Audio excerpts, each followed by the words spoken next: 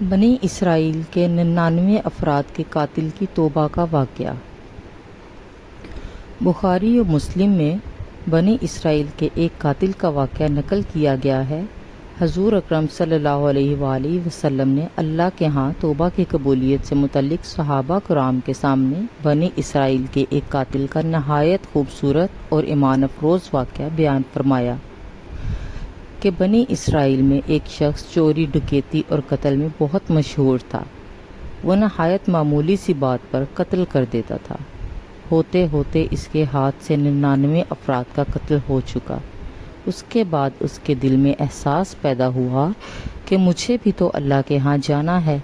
چنانچہ یہ فکر بڑھتا رہا اور لوگوں سے معلومات کرتے ہوئے سرگردہ پھرنے لگا کہ میری توبہ قبول ہو سکتی ہے یا نہیں۔ کسی عالم شخص سے ملاقات کی فکر ہوئی کہ معلوم کیا جائے ایسے شخص کی توبہ قبول ہو سکتی ہے یا نہیں۔ اسی حوالے سے لوگوں نے ایک عابد شخص کے پاس جانے کا مشورہ دیا۔ اس شخص نے اس کے پاس جا کر مسئلہ معلوم کیا، کیا میری توبہ قبول ہو سکتی ہے اور کیا میری مغفرت ہو سکتی ہے جبکہ میں نے 99 انسانوں کی جان ماری ہے؟ تو اس عابد شخص کو اس مسئلے کے بارے میں زیادہ معلوم نہیں تھا، تو اس نے اپنی عقل کی قیاس آرائی کی جو آدمی 99 انسانوں کی جان مار سکتا ہے، اس کی مغفرت کہاں سے ہوگی؟ چنانچہ اس نے کہہ دیا کہ تیری توبہ قبول نہیں ہوگی۔ تو اس شخص نے غصے اور جلال میں آ کر اس کو بھی قتل کر کے 100 کا حصہ مکمل کر دیا کہ جب میری توبہ قبول نہیں ہونی تو تجھے بھی ختم کر کے 100 پورے کر دیتا ہوں۔ چنانچہ اس نے 100 کا حصہ مکمل کر دیا، مگر اس کے دل میں پھر بھی خیال تھا کہ میری مغفرت کی کوئی نہ کوئی شکل ضرور موجود ہوگی۔ اس لیے اس نے لوگوں سے پھر معلومات کا سلسلہ جاری کر دیا کہ روئے زمین پر سب سے بڑا عالم کون ہے، وہی میرے مسئلے کا حل بتا سکتا ہے۔ آخر لوگوں نے اس کو بتلایا کہ فلاں جگہ ایک عالم رہتا ہے، اس سے جا کے معلوم کرو۔ چنانچہ اس نے اس عالم صاحب کے پاس جا کر اپنی زندگی کی ساری کارگزاری سنائی اور 100 آدمیوں کو کس طرح سے قتل کیا سارا کارنامہ سنا دیا۔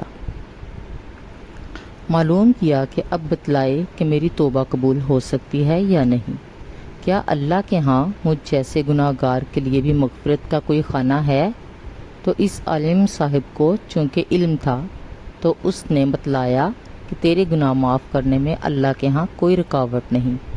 اللہ کی رحمت کا سمندر تجھ جیسے گناہ گاروں کے گناہوں سے بہت بڑا اور بہت وسیع ہے۔ چنانچہ اس عالم نے اسے مشورہ دیا کہ تم فلاں جگہ سفر کر کے جاؤ، وہاں کچھ اللہ کے بندے رہتے ہیں، ان کا مشغلہ صرف اللہ کی عبادت ہے، اس کے ساتھ مل کر اللہ کی عبادت کرو اور نادم ہو کر اپنے گناہوں کی معافی مانگو، انشاءاللہ تمہاری مغفرت ہو جائے گی۔ جب اس شخص نے آدھا راستہ طے کر لیا تو ملک الموت آ گیا۔ اب اس کی روح لے جانے کا مسئلہ کھڑا ہوا۔ آسمانوں سے رحمت کے فرشتے بھی آئے اور عذاب کے بھی۔ رحمت کے فرشتے کہنے لگے اس کی روح لے جانے کا حق ہم کو ہے، اس لیے کہ یہ سچے دل سے تائب ہو کر عبادت کے لیے جا رہا ہے۔ عذاب کے فرشتے کہنے لگے کہ اس کی روح لے جانے کا حق ہم کو ہے، اس لیے کہ اس شخص نے کبھی کوئی نیکی کا کام نہیں کیا۔ اسی دوران آسمانوں سے ایک فرشتہ آیا۔ بعض روایات سے معلوم ہوتا ہے کہ یہ آنے والا فرشتہ حضرت جبرائیل امین تھے۔ چنانچہ اس فرشتے نے تشریف لا کر ان دونوں طرح کے فرشتوں کے درمیان یہ فیصلہ کیا کہ دونوں طرف کی مسافت ناپ کر کے دیکھ لو، جہاں سے آ رہا ہے اس کی مسافت قریب ہے یا جہاں جا رہا تھا وہاں کی مسافت، لہٰذا جہاں کی مسافت قریب ہو اس شخص کو وہاں والوں میں شمار کر دیا جائے۔ چنانچہ دونوں طرف کی زمین ناپ کر دیکھی گئی تو جہاں جا رہا تھا وہاں کی مسافت جہاں سے آ رہا تھا کہ اس کے مقابلے میں صرف ایک بالشت قریب ہے۔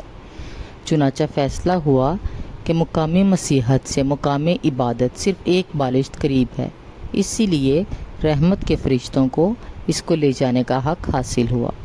چنانچہ اللہ تعالیٰ کی طرف سے اس کی مغفرت کا اعلان ہو گیا۔ ایک روایت میں آتا ہے کہ قتادہ رضی اللہ تعالیٰ عنہ فرماتے ہیں کہ حسن رضی اللہ تعالیٰ عنہ نے فرمایا کہ ہم سے یہ ذکر کیا گیا ہے کہ اس شخص کے پاس جب ملک الموت آیا تو وہ شخص سینے کے بل اس سرزمین کی طرف گھسیٹتا چلا گیا۔ حدیث قدسی۔ حدیث قدسی میں آتا ہے کہ میں اپنے بندے کے ساتھ اس کے گمان کے مطابق ہوتا ہوں، اور وہ جہاں بھی یاد کرے میں اس کے ساتھ ہوں۔ باخدا اللہ تعالیٰ اپنے بندے کی توبہ سے اس سے زیادہ خوش ہوتا ہے جتنی خوشی تم میں سے کسی ایسے شخص کو ہوتی ہے جس کا جانور بیابان میں گم ہو اور پھر اسے مل جائے۔ اور جو شخص ایک بالشت میری طرف آتا ہے میں ایک ہاتھ کے قریب ہو جاتا ہوں، اور جو شخص ایک ہاتھ میرے قریب آتا ہے میں اس کے ایک باغ یعنی پھیلائے ہوئے دونوں ہاتھوں کے درمیان کی مسافت کے قریب ہو جاتا ہوں، اور جب وہ میری طرف چل کر آتا ہے تو میں اس کی طرف دوڑ کر آتا ہوں۔ حاصل، انسان جب بھی سچے دل کے ساتھ توبہ کرے گا تو اللہ تعالیٰ ضرور قبول فرمائے گا۔ انشاءاللہ یہ واقعہ خصوصاً ان حضرات کے لیے حوصلہ افزائی اور معاونت کا سبب ہے جو کہ بڑے بڑے گناہ کر کے اب مایوسی کی زندگی گزار رہے ہیں، کیونکہ شیطان انہیں مایوس کرتا ہے۔ بہرحال گناہ گار کو شیطان کی باتوں میں آ کر مایوس نہیں ہونا چاہیے، بلکہ اللہ کی رحمت سے اچھی امید رکھ کر سچی توبہ کے ذریعے اپنے آپ کو پاک و صاف کر لینا چاہیے۔ اللہ تعالی ہم سب کو عمل کرنے کی توفیق عطا فرمائے، آمین۔